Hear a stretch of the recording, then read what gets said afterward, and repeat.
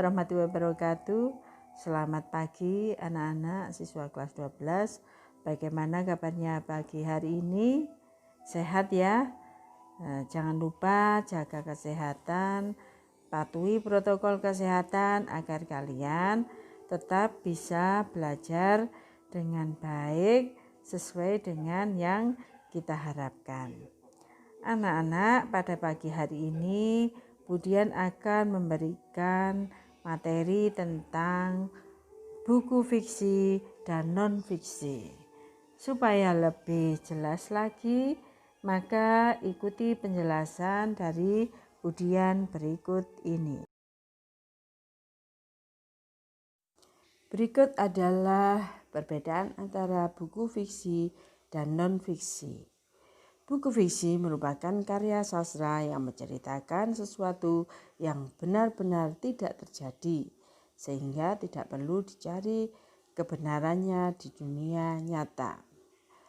Sedangkan buku non-fiksi adalah karya sastra yang ditulis berdasarkan kajian keilmuan atau pengalaman ataupun riset.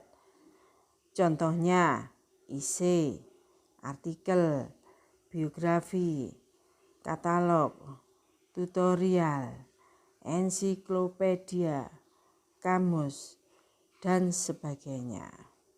Yang harus kalian pahami adalah perbedaan pengarang dan penulis. Kalau pengarang itu penulis buku fiksi, sedangkan penulis adalah penulis buku non-fiksi. Untuk kali ini kalian akan saya jelaskan tentang apa itu buku non-fiksi, ciri buku non-fiksi, dan jenis-jenis buku non-fiksi. Definisi buku non-fiksi menurut Kamus Besar Bahasa Indonesia yaitu tidak berkaitan dengan fiksi, tetapi berdasarkan fakta dan kenyataan. Teks non-fiksi ditulis berdasarkan data, fakta, atau riset. Jadi buku non-fiksi merupakan tulisan yang dibuat berdasarkan data, fakta, atau riset. Selanjutnya adalah ciri-ciri buku non-fiksi. Ini ciri-cirinya ada 4, yaitu yang pertama, ditulis menggunakan bahasa formal, artinya bahasa sesuai dengan kaidah kebahasaan. Yang kedua, penulisan menggunakan bahasa denotatif, yaitu bermakna sebenarnya, tidak bermakna kiasan. Yang ketiga, informasinya bersifat aktual dan berdasarkan fakta. Yang keempat adalah tulisannya berbentuk ilmiah populer, artinya bersifat ilmu dan bahasanya mudah dipahami oleh masyarakat umum. Bahasan selanjutnya adalah mengenai jenis buku non-fiksi yang meliputi 1. Biografi, yang merupakan kisah hidup seseorang yang ditulis oleh orang lain. Sedangkan untuk biografi, itu kisah hidup seseorang yang ditulis oleh dirinya sendiri. Yang kedua adalah literatur, merupakan rujukan atau acuan yang digunakan sebagai sumber informasi bagi penggunanya. Yang ketiga adalah buku motivasi, yaitu buku untuk melakukan sesuatu, merubah dirinya sendiri menjadi lebih baik. Yang keempat adalah buku pendamping. Buku pendamping ini merupakan buku pendamping utama. Contohnya kalian sudah mendapat buku paket dengan buku pendampingnya adalah LKS itu tadi, SP yang berupa SPM. Yang selanjutnya nomor 5 adalah berita opini. Berita yang berisi tentang fakta dan ada tanggapan-tanggapan dari orang lain. Yang selanjutnya yang nomor 6 adalah kamus.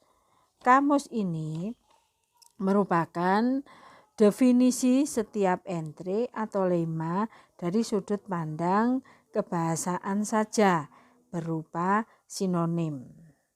Sedangkan yang terakhir ensiklopedia adalah kumpulan penjelasan kata-kata secara luas dan lebih lengkap lagi. Intinya adalah perkembangan dari sebuah kamus. Nah anak-anak, ini adalah hal yang terpenting dalam pembahasan buku nonfiksi ini. Dalam buku nonfiksi ini ada butir-butir penting yang harus ada di dalam buku nonfiksi. Yang pertama adalah cover buku atau sampul buku. Yang kedua adalah prakata atau pembukaan. Yang ketiga daftar isi. Yang keempat pendahuluan. 5 isi. 6 penutup berupa kesimpulan. 7 daftar pustaka. 8 glosarium. Dan yang ke-9 indeks. Glosarium itu beda dengan indeks. Kalau glosarium itu merupakan penjelasan konsep-konsep yang relevan dengan bidang ilmu yang sedang dibahas atau dilakukan. Biasanya berada di akhir kata berupa daftar kata-kata. Sedangkan indeks itu merupakan acuan mengacu pada kata-kata penting menurut abjad, seperti halnya kamus, sesuai dengan hal yang dibahas atau yang dilakukan. Nah, anak-anak, sebelum kalian nanti meringkas sebuah buku nonfiksi, tentu kalian harus melakukan langkah-langkah berikut. Yang pertama adalah kalian membuat peta konsep atau garis alur yang merupakan garis besar informasi atau isi buku yang disajikan penulis. Peta konsep ini bisa berupa bagan, diagram, atau tabel. Selanjutnya, setelah kalian membuat peta konsep, maka kalian membuat ringkasan, yaitu berupa ikhtisar atau singkatan cerita. Ringkasan ini harus sesuai dengan isi buku. Anak-anak, pada bagian akhir nanti kalian akan membuat ringkasan.